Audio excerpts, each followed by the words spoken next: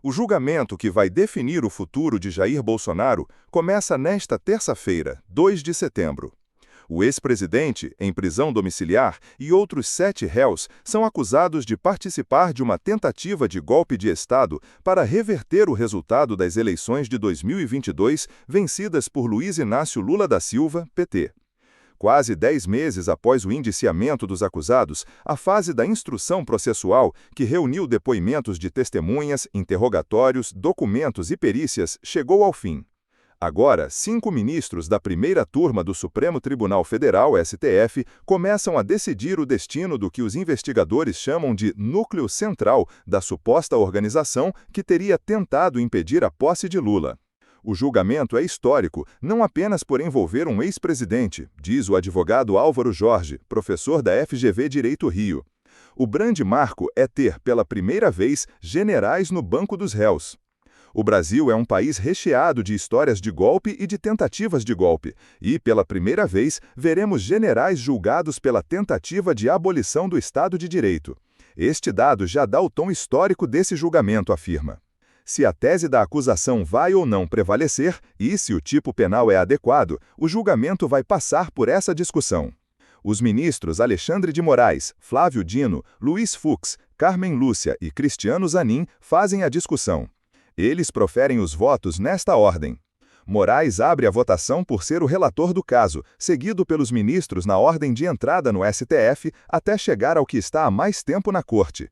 Zanin, mesmo não sendo o mais antigo, vota por último por presidir o colegiado.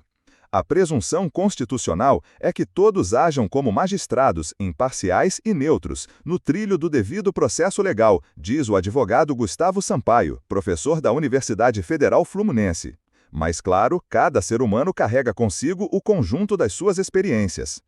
Abaixo e em ordem de votação, conheça a trajetória e o perfil de cada um dos 5 ministros que decidirá o futuro de Bolsonaro e do chamado núcleo central da trama golpista. Alexandre de Moraes. Desde que assumiu uma cadeira no STF em 2017, indicado por Michel Temer para a vaga de Teori Zavascki, Alexandre de Moraes se tornou figura mais midiática da corte. Moraes começou sua carreira no Ministério Público, como promotor em São Paulo. Depois, seguiu para a política, ocupando cargos como secretário de Justiça e Defesa da Cidadania e secretário de Segurança Pública de São Paulo nos governos Geraldo Alckmin, entre janeiro de 2002 e maio de 2005 na Justiça e de janeiro de 2015 a maio de 2016 na Segurança Pública. Também foi nomeado ministro da Justiça de Temer em 2016.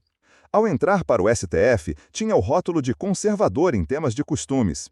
Ele já se declarou contra aborto, eutanásia e, embora tenha se manifestado contrário à redução da maioridade penal, defende punições mais severas para jovens em crimes graves.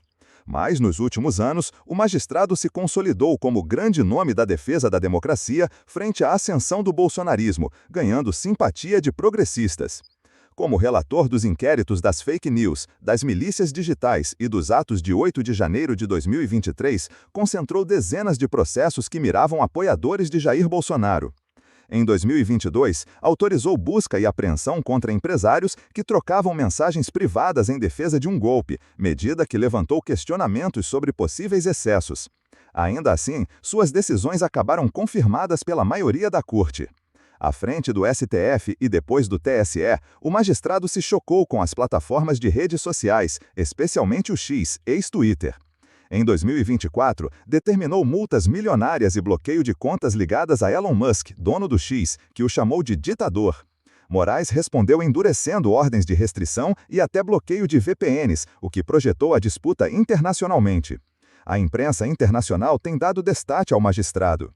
O jornal americano The Washington Post descreveu Moraes como um juiz que nunca recua e que age como xerife da democracia, com métodos que ampliaram seu poder à frente de investigações sensíveis.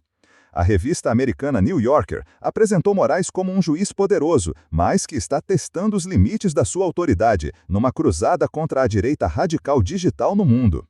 Já a revista The Economist destacou a postura draconiana do ministro no conflito com Musk, mas destacou sua coragem para enfrentar o homem mais rico do mundo. No final de julho, os Estados Unidos incluíram Moraes na lista de sanções da Lei Magnitsky, congelando bens, proibindo viagens e restringindo seu acesso a serviços financeiros e de tecnologia. O governo americano acusa o ministro de abusos em decisões ligadas à liberdade de expressão. As punições americanas provocaram solidariedade pública de Lula e do STF, que classificaram as medidas como ingerência externa no judiciário brasileiro. Internamente, reforçaram a imagem de Moraes como alvo de forças poderosas, mas também ampliaram a percepção de que acumulou poder demais para um único magistrado. Em 2024, mensagens reveladas pela Folha de São Paulo levantaram suspeitas de que assessores de Moraes teriam pedido informalmente relatórios ao TSE durante investigações, sem seguir trâmites oficiais. Ele respondeu que a prática era legal, já que presidia o tribunal à época. O episódio, porém, alimentou críticas sobre sua suposta pescaria de provas. Moraes também foi alvo direto de ameaças. Investigações da Polícia Federal indicaram que ele seria monitorado por aliados de Bolsonaro em um plano golpista para afastá-lo do cargo.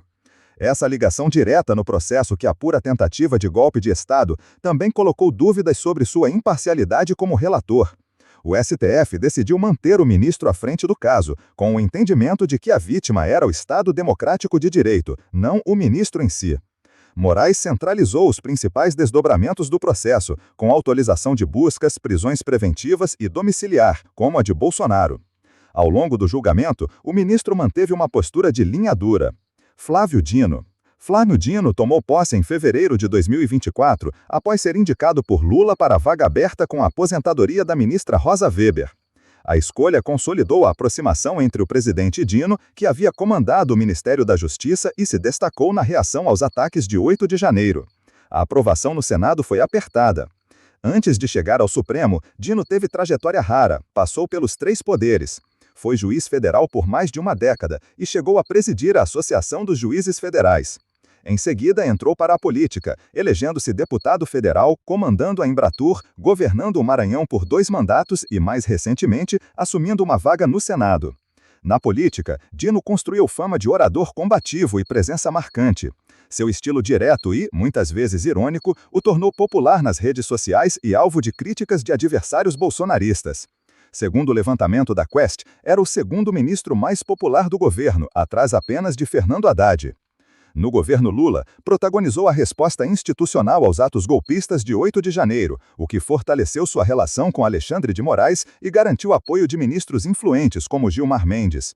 Ainda assim, sua indicação suscitou críticas pela falta de diversidade de gênero e racial na composição da corte. Em relação a pautas penais, juristas avaliam que Dino pode adotar postura punitivista, em contraste com a expectativa de que Lula buscaria um perfil garantista após o trauma da Lava Jato. Como ministro da Justiça, chegou a propor ao Congresso um pacote de leis que endurecia penas para crimes contra o Estado Democrático de Direito, medida que gerou controvérsia entre especialistas. Esse histórico alimentou a percepção de que sua atuação no STF poderia ser de mão pesada. No campo econômico, como ex-advogado trabalhista, a percepção é de que Dino se alinhe mais à esquerda, com posições mais próximas às de Lula e do PT, ainda que sem hostilidade a investimentos privados. Analistas destacam que, como governador, ele se mostrou pragmático, capaz de atrair parcerias com o setor privado, mas mantendo o Estado como protagonista. Nas pautas de costumes, Dino já deixou clara sua posição pessoal contrária ao aborto, embora reconheça o tema como questão de saúde pública. Também se coloca contra o consumo de drogas, mas critica a criminalização como ineficiente e injusta, por atingir, sobretudo, jovens negros e pobres. Essas nuances sugerem que, apesar de progressista em alguns pontos, poderia adotar cautela em julgamentos sensíveis para evitar choques com o Congresso. Dino passou um claro recado sobre a aplicação da Lei Magnitsky no Brasil.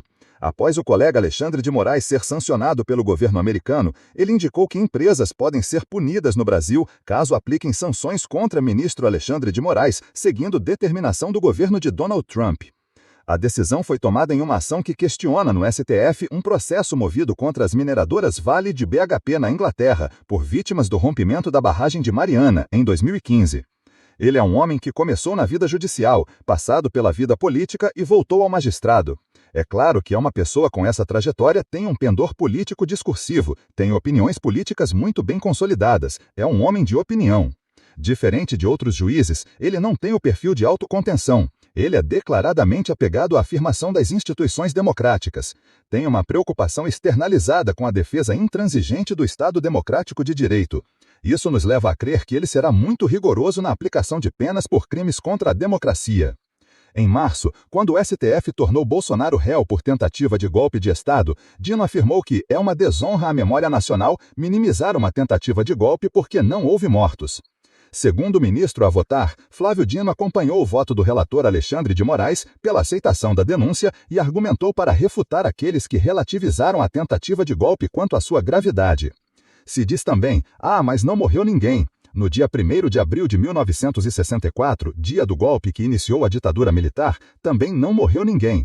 Mas centenas e milhares morreram depois. Golpe de Estado mata, não importa se isto é no dia, no mês seguinte ou alguns anos depois, diz o ministro. Luiz Fux.